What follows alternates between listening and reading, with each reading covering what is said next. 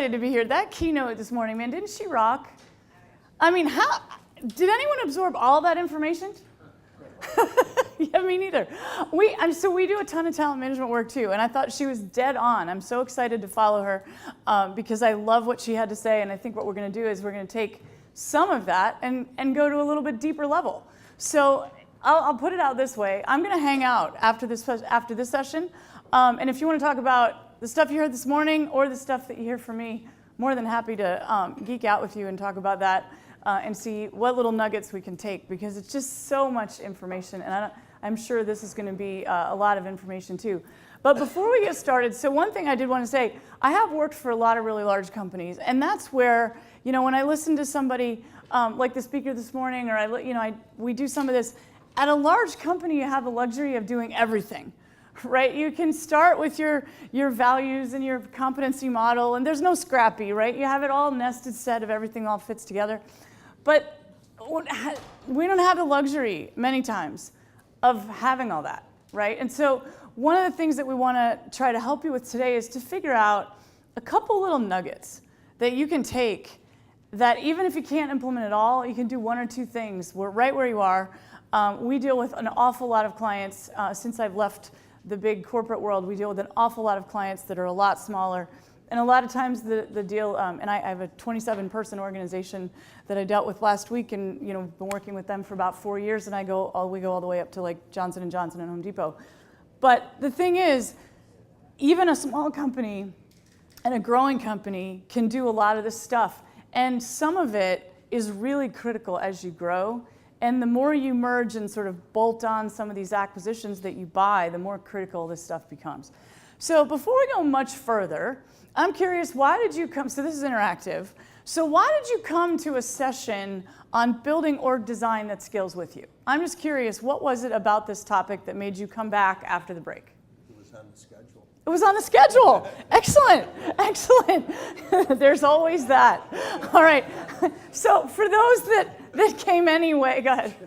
Because we have no choice but to move in this direction, right? Because it's happening, but me personally, I see where I'm already making some mistakes and having some issues, and I want to get right back on track before I get too far to the right.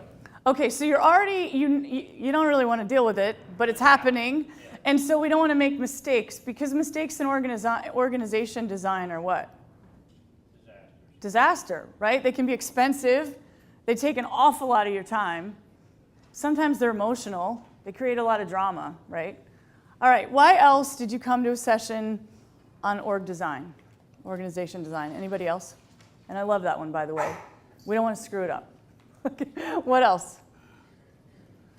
We're scrappy. You're scrappy. All right, say more about that related to this.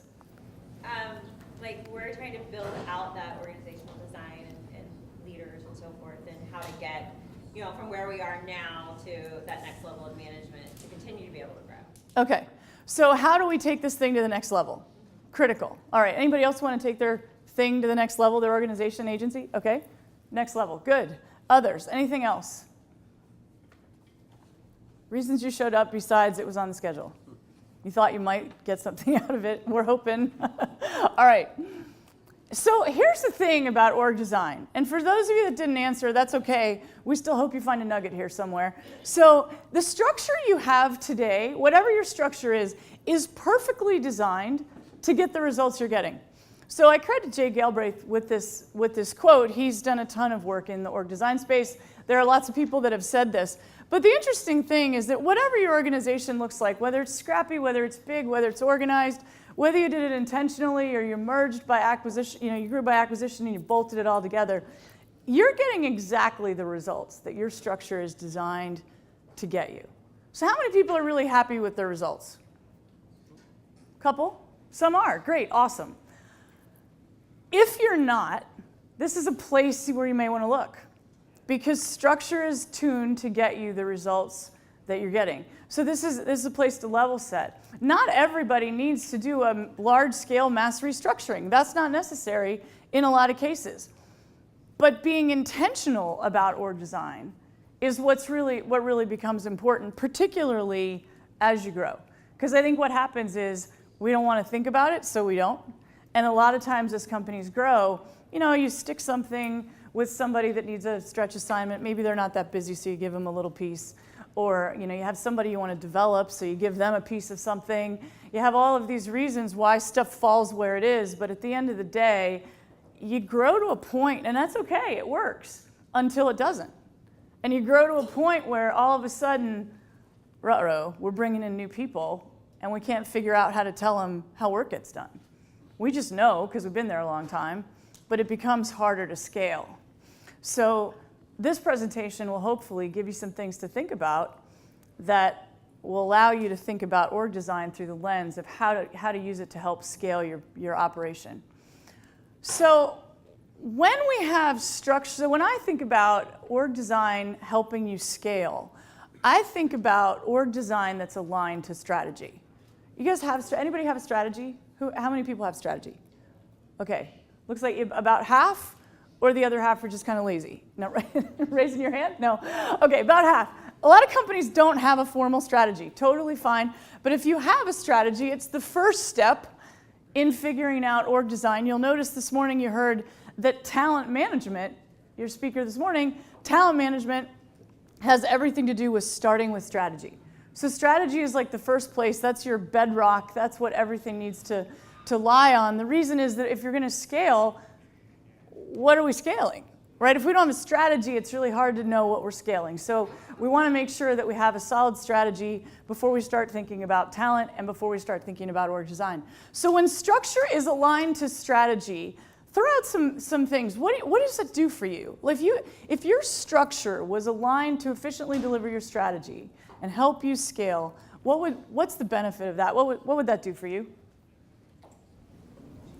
Efficiency, clarity. Efficiency. Say more about clarity.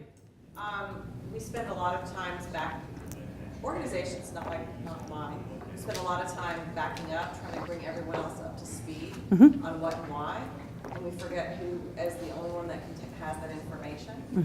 And as a result, we're not efficient.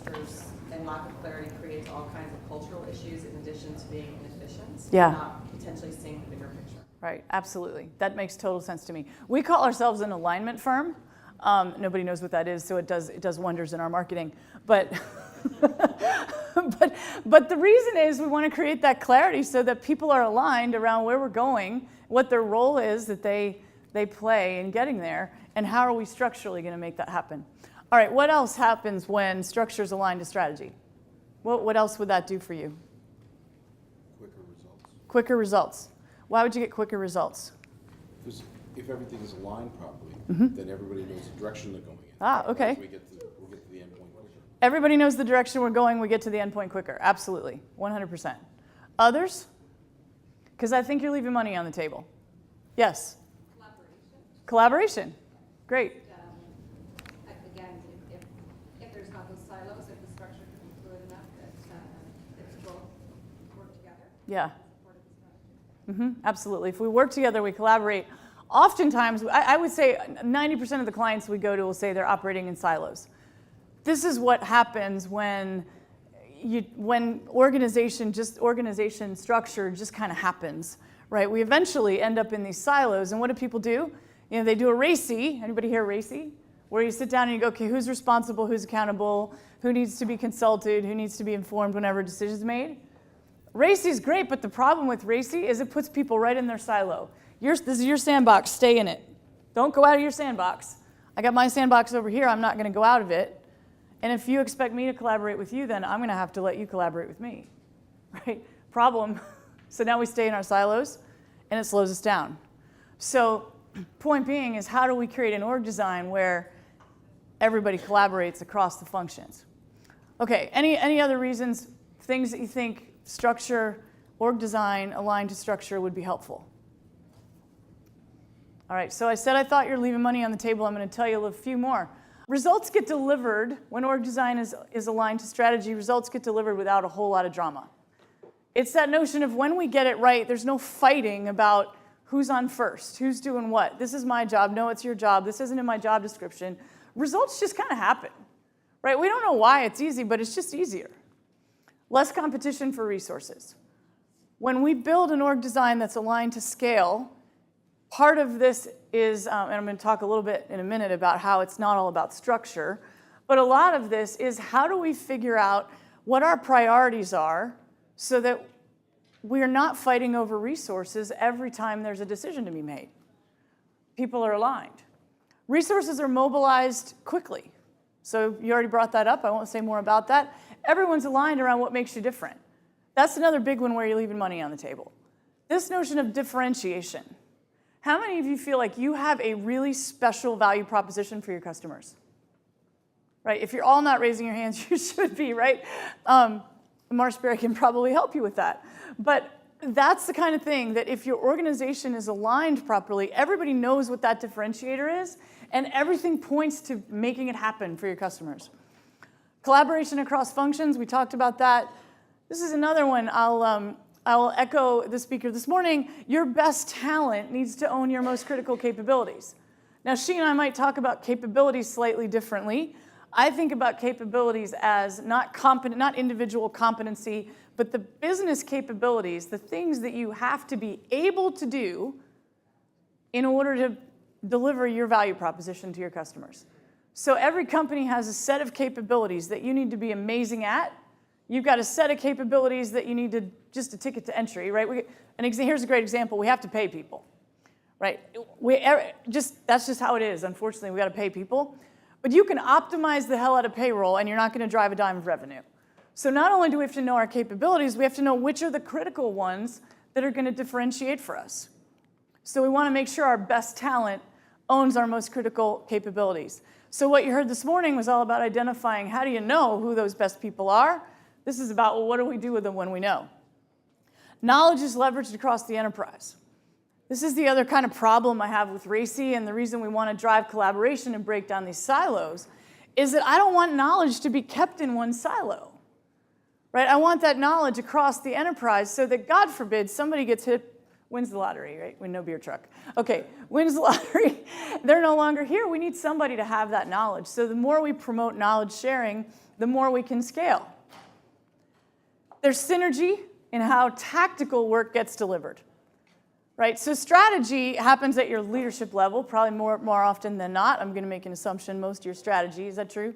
Most strategy happens at your leadership level.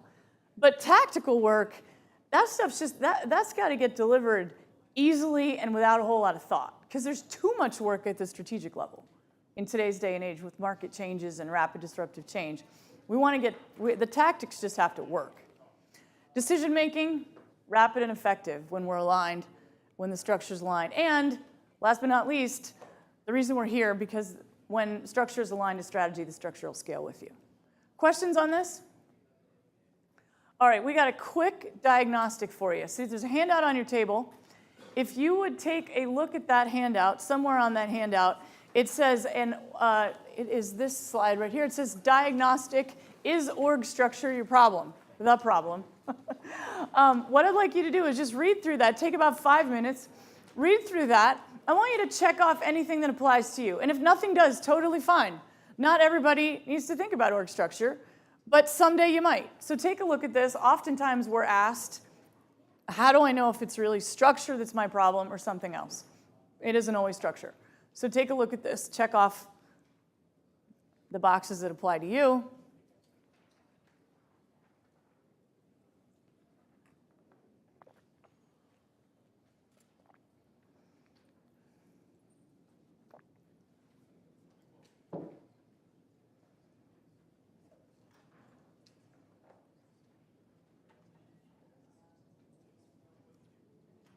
All right, everybody have a chance to take a look at this? Anybody need more time? All right, at the bottom, there's a little squiggly line that looks like somebody stuck it on the PowerPoint by mistake. Just underneath that little line, total up the number of boxes that you checked and just write the number underneath there.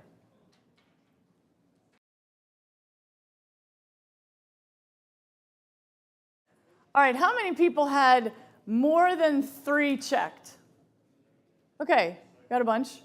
How many people had more than 5 checked? Okay, awesome. So, sounds to me like looking at structure might perhaps be a compelling topic, so I'm going to keep going. All right, so I'll say this, and this is we've got some downloadable tools for you that you'll be able to get at the end of the program.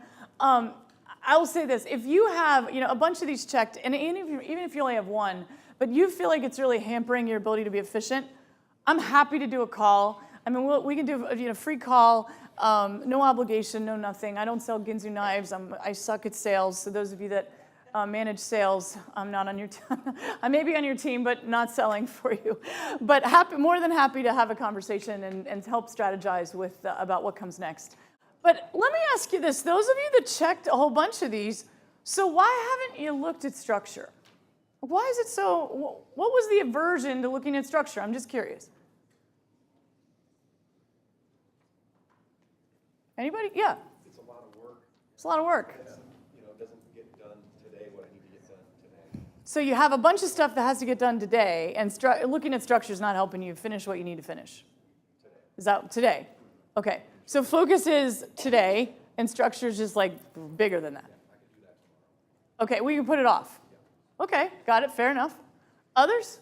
Yes. We might find we have the people in the wrong seats on the bus, and Okay. they have to change the roll them out of the car. Oh, Might have to expend additional resources. and that's yeah. hard. So could be, I'm just going to repeat, so I'm not repeating, just I want to make sure people hear you. People and money, right? We might have to change people on the bus. We might have to move the seats on the bus, and that would be really hard. And it is. Go ahead. Just to do the same theme, trying to maybe design structure around people and fit the structure to Uh-huh. the people that we have and their skills versus, design the structure. We tend to fit the structure. I mean, that's not unique to you. That happens everywhere. People try to fit the structure to the people rather than the people to the structure. And being really intentional about the design that makes total sense. Happens all the time. Other reasons we avoid this. What else? Just out of experience, I think if you get it wrong, it's hard to undo. Ooh, we screwed up, man. Not so good. You're playing with people's lives. I mean, at the end of the day, when you start thinking about org design and moving people around on the bus and all of that, I mean, you're touching people's lives, their career, their compensation. I mean, this gets personal pretty quick. Yeah. Others? Yes. When you don't have an objective methodology to it, it becomes easier for other people to poke holes in it, which then makes us feel like we didn't do it right. Yeah. So what she said was when you don't have an objective methodology to doing it, it's easy for people to poke holes in it. So a lot of times what happens is, in my mind, there's two ways to do org design. Well, there's probably more than two, but the two that I think of are, the leader of the company, and if you have an HR person, maybe the HR person, they go into the closet or the office or the conference room and they shut the door and they pull out the boxes on the page, right, the structure, and they start working on it. And then they come out, we see this all the time, they come out of the office and sometimes they spend months trying to sell it, right? Let me convince you that we got the right one. If you're trying to sell org design, you're doing something wrong. There's nothing for sale. The idea is, which is a good thing for me, so the idea is to get it right the first time so that when it comes time to get buy-in, which I hate that word, I'd rather have inclusion and involve the people that need to be involved in actually doing the work. Because what happened, I'll tell you a funny story. So we had a client, lots of funny client stories, we'll have to just keep an eye on the time here. But we had one client that there was a guy that got reorganized, and nobody knew that before the financial reports went out, he pushed a button and it formatted all the reports. Well, nobody knew that he did that. So all of a sudden, he's off working in another business unit, and the financial reports won't format. So it took them 3 months to figure out that there was a button that didn't get pushed that was a really simple fix that had they just asked or included him in the process, they would have figured out that there was this task that needed to get done. So lots of heartache if we screw it up. All right, I guess I got to speed up here a little bit. So I'm going to bust a few myths about org design. So there's 4 myths I want to bust. One is it has to take too long. Org design does not have to take too long. So we'll talk more about that, but it can. We have one client that, our process is pretty short. We came in with a 4-month process to re-engineer. It was ironically an insurance company. They came to us and they said, great, but we don't have a lot of time on the schedule, so can we do it over 2 years? So naively, this was one of the first projects that we did. We said, sure, we're flexible. We could do it any way you want. We'll take our process. We'll work it into your culture. We pride ourselves on flexibility. Well, what happens to the company 2 years later? The structure you're building is not for the same company because your company in 2 years is not the company you run today. So massive failure, problem on our part, fixed it. We don't do 2-year org designs anymore. So takes too long. Hidden agendas will derail it. This is another one. We can't include all these people because one, you always know Fred from finance, right? Fred, he's buttoned up, but he'll stare you down, right? Fred from finance, man, he's not going to let you spend any money. And then you got this other guy, you got, Bob from sales, he's building an empire. All he wants to do is hire a whole bunch of producers, right? And then the stereotypes are terrible. I can't even go there. Okay, you have this lovely woman in, that's even worse. Yeah, okay, so then you have HR. Okay, I worked in HR, so I can make this, but I still can't do the stereotype. Anyway, not suitable for public consumption. But anyway, you have the HR person, right? And they've got their own agenda. And everybody's got their hidden agenda. Some of them aren't even so hidden. You get them in a room, what's going to happen? You're going to have all this infighting. We can fix that.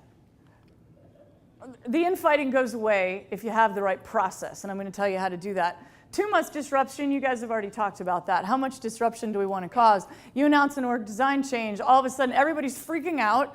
And you have this freak out, churn, buzz, everything going on, and that lasts until you're done, unless you include those people in the design. The last one is we can make it worse, and you name that over here. If somebody name that, you name that over here. We can make it worse. You absolutely can. And so we want to, it's not entirely a myth, but none of these myths have to be this way if you use the right process. So the first thing I'm going to say is don't start with structure, right? It's totally counterintuitive. Everybody that sits down and does org structure, the first thing they have a tendency to do is pull out the org chart. Don't. That's the last place you go.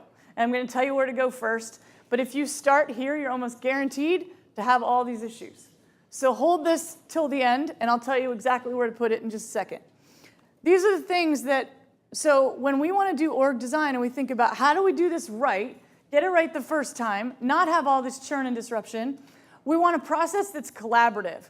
The people doing the work, your leaders on your team need to be, that know how the work gets done, they need to be involved. When we do org design, we typically involve 12 to 15 people, sometimes 20. It depends on the size of the company, obviously, how many leaders are in the room or in the organization. But org design is a collaborative process. It has to happen fast. We do structure design in 2 days. Once you have your structure design, you move to implementation. Implementation takes what it takes, but it can't take, we're talking months, not years. And it depends, level of change. There's a million dependencies, right? Level of change, where are we going to get resources, to how many people do we have to move? Lots of criteria there. But methodical process doesn't take forever because you have to have a start and an end date. Otherwise, you have all this churn and you're just losing people in the process. A shared agenda is the first thing. That's your way to get rid of all these hidden agendas, all these things people want to do personally. If you create a shared agenda first around where the business is going, what do you as a company want to be when you grow up? And what are the business capabilities required to get there? That conversation alone takes every personal agenda out of the room. Because if people can align around strategy, where you're going and what it's going to take to get there, by the time you get to structure, there's no room for Bob's empire. Because Bob already agreed that we need to build a different capability. Or maybe everybody agrees that Bob should have an empire. Who knows? But the idea is that everyone is aligned around where you're going by the time you build the shared agenda. And the shared agenda has to include capabilities. So I want to talk a little bit about capabilities. And we know we don't have a ton of time. I'm going to try to do about 10 more minutes and then take questions. I will be here the rest of the day to answer any more questions because I know this is like a lot to absorb at once. But here is a sample of our 2-day org design agenda. And we do this, not kidding. We've done this with companies as large as big box retailers based in Atlanta, orange logo, to makers of over-the-counter painkiller based in New Jersey with a red logo. Right, so we have done this. We have done this with big companies. We have also done this with, like I said, 24-person NGO. So this works no matter how big or small, it's scalable. The idea is that this is day 1 and 2. The idea is that day 1 is all about your shared agenda. Now, okay, there's prep. So this isn't 2 days soup to nuts. But when we think about creating a shared agenda, we're talking about aligning around your strategic purpose. What is critical, what is absolutely critical to stand this thing up and make it work? You got to know that. Customer analysis, we do a little customer analysis to figure out who are the customers we want, and to your point, who are the customers we don't want? Who are the ones we know we're great at? What market do we excel in? What market do we not? And what matters to them? Not necessarily what matters to them about us, but what matters to them, period. Because we have to know that or we can't serve them. You guys know this stuff. All right, metrics and targets, we line around, all right, what do we need in order to be successful? Budget expectations, there's always a budget expectation. No one does org design and says, oh, we'll just hire everybody and we're just gonna, everybody gets everything they want. So we have to align around what are the constraints, guiding principles and criteria. This is the #1 way to kill the hidden agendas. Shared agendas blast hidden agendas out of the water by aligning around guiding principles before you ever get to structure. That's your first step. A core capability model, I'll show you a couple samples. This is a big concept to go over in a few minutes, but I'll show you a couple samples. We can talk more about that. The capability model, we talk a lot about current structure too. You've been in business for, how long have you guys been in business? Just shout out a couple. 70? 70 years. Okay, 70 years of experience we don't throw out the window, right? We want to know what you've learned about your company, your business, your market, your differentiated value proposition. So we want to make sure we learn, you get all the lessons you can out of what you've done before. We do all that on day 1. Notice you haven't even thought about structure. You've thought about creating this shared agenda. Day 2, we start thinking about org design. When we do that, what we first do is we go back to everything we gleaned on day 1 and we say, all right, of all the flip charts that are all around the room, what are the key criteria? What are the knockout, how are we going to evaluate a couple of structure options? We identify work that should either start, stop, or continue. So if work needs to, maybe there's something we're doing, we're running reports, or we're doing something that we're just not using, it's just not value add, we might identify work that needs to move. Maybe you got your sales team doing some support activity that just isn't value added. You got to free those people up to go get in the field and get with customers. What are those things that we know we need to move? We identify like work. So like work are things where we want to lump things together where people can start doing more things that are alike. So, and then we identify key impacts and constraints. It's important that we know what's the impact of this. How many people are we going to have to move on that bus? Are we bringing in new people? What do we need to do to keep, to really make this change? Is it a big change, small change, that kind of thing? Because we don't want to create so much disruption that you can't get your work done today. That's not a good plan. All right, here's the last piece. This is the last piece. I'm not kidding, this is like 2 hours at the end of day 2. And I may be exaggerating a bit on the 2 hours. But it's build the highest level structure and then finalize the structure design and the high level role descriptions. That is the end. And we really do actually do this in a 2-day agenda. It is 2 hours on the end. What doesn't happen, that's your high level. We may have to go back and repeat that for lower levels in the organization so they roll up to the higher level. So if we're going to do a big company, for example, we would do this 2-day agenda at the highest level, and then below that we would repeat the process using some of the principles and criteria that leadership built so we can short circuit some things, but repeat it for lower levels. But again, that core capability model is one of the #1 pieces here that we need. That's what's driving your strategy. So we'll say a little bit more about why we talk about capabilities. Capabilities do a variety of things, and so everybody likes to say, the folks that are out there selling org design work will often say, well, we need org design to drive strategy. Well, great, but how? So capabilities are your linkage to strategy. What your structure's going to do, what an aligned structure is going to do, is deliver the capabilities required to drive your strategy. So you need to know what those are. So when we think about capabilities, what it does is it clarifies what the strategy is. If we know what the capabilities are that we have to deliver, and you socialize that across the company, you create alignment on what are the important things that we have to do. And we can actually assess those and prioritize those. So this is a big deal that we're going to gloss over, but I'm, again, happy to share more offline. Capabilities establish decision rights. This works a little better than a RACI because what we want to do is we want to have your best talent owning your core capabilities, and then we figure out how decisions are going to be made. The important thing to me is that decisions get made at the point where the work gets done. Do you ever feel like people are delegating up? How many people come to you for a decision when you think, well, why don't they just make the decision? Right? I see heads nodding. That happens all the time. That's a perfect symptom of the fact that decisions are being elevated up. When we manage around capabilities, decisions happen where the work gets done. Capabilities allow us to improve coordination, and they also help us to enable execution. We can get really, really good at defining a capability and really good at executing it. And this is the kind of things we want to align around. So the result of this whole thing is reduced cost, increased speed, greater agility. It drives your scale. It allows you to scale. What I don't want you to ever do, and it's interesting. So one of the big companies I worked for, in the last 8 months I worked there, they reorged it was Bank of America. They reorganized the card services business 5 times in 8 months. How much work do you think got done in those 8 months? Right? Not that helpful. If you're doing org design right, you do it once and you tweak when major changes happen. The org design scales, it flexes. You have a bad year, the design flexes a bit, but it doesn't change on a whole scale level.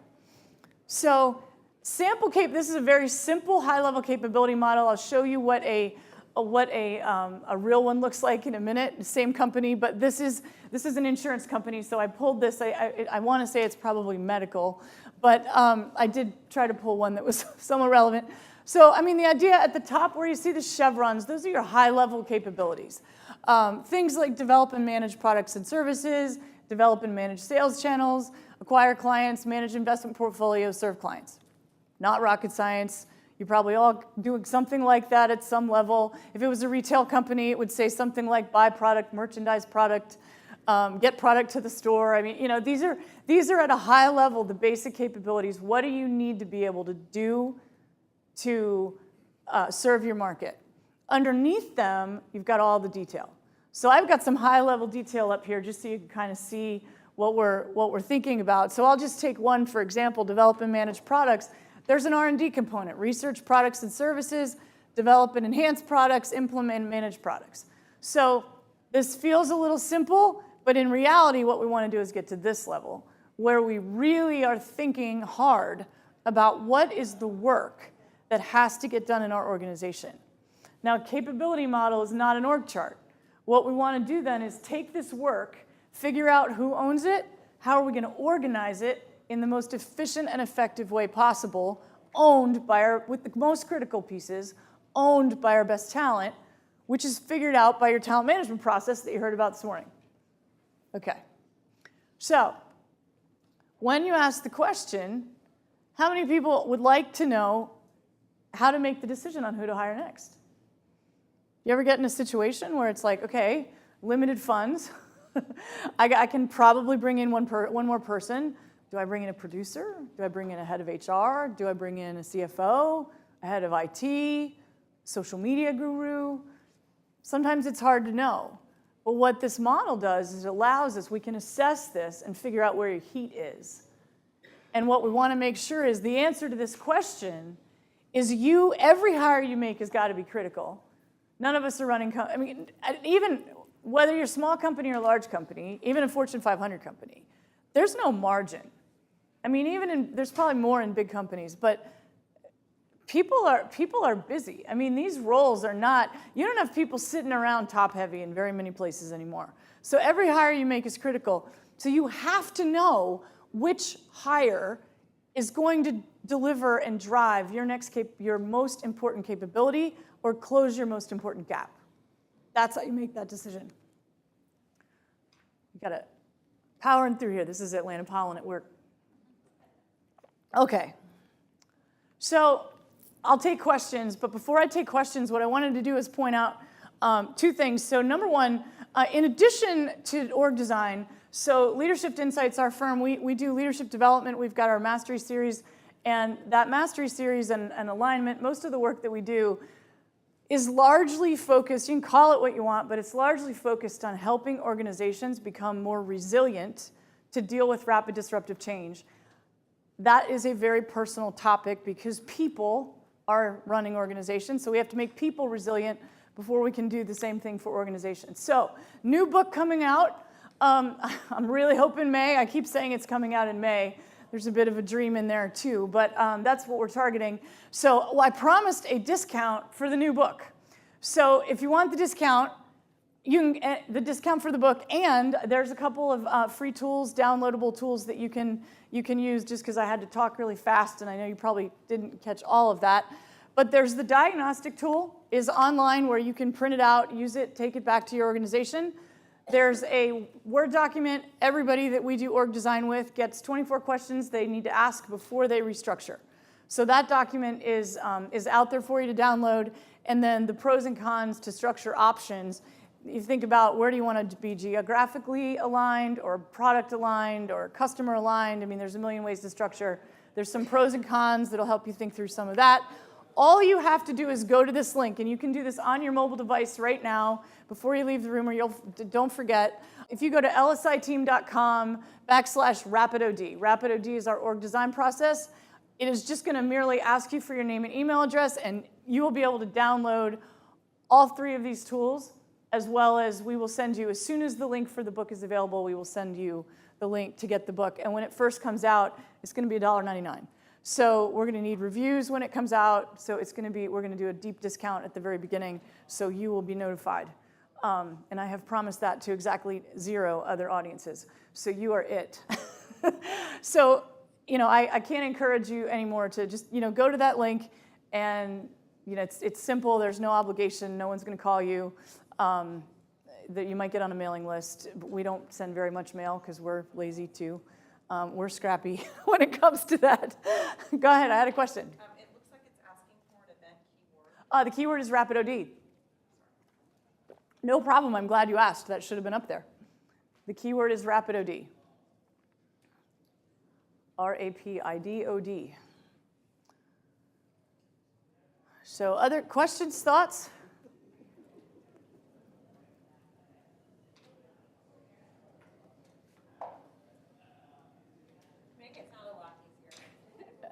It doesn't have to be hard. So you're right.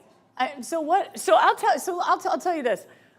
I'll tell you a little bit about how we got started. I mean, I started in doing org design. I started my career with Arthur Andersen a long time ago, back when that was actually a good place to be.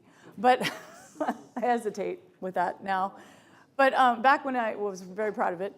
But anyway, I've been doing restructuring for a long time, and I've seen it done every which way to Sunday. And I'm going to tell you that, you know how they say 70% of change projects fail? I'm going to say 90% of org design fails. Very little of it actually works. So there were a couple things that I noticed that led me to start this business back in 07-ish. And so one of them was the gobs of money companies were spending on leadership development that was not generating ROI. And so leadership development was a spot near and dear to my heart. And so that was a big piece of our company. The other reason was I was sick and tired of being restructured. And half of those projects, I'm going to say half, most of those projects I worked on. And I felt like we weren't doing it right. We were screwing it up. We were doing more damage than we were good.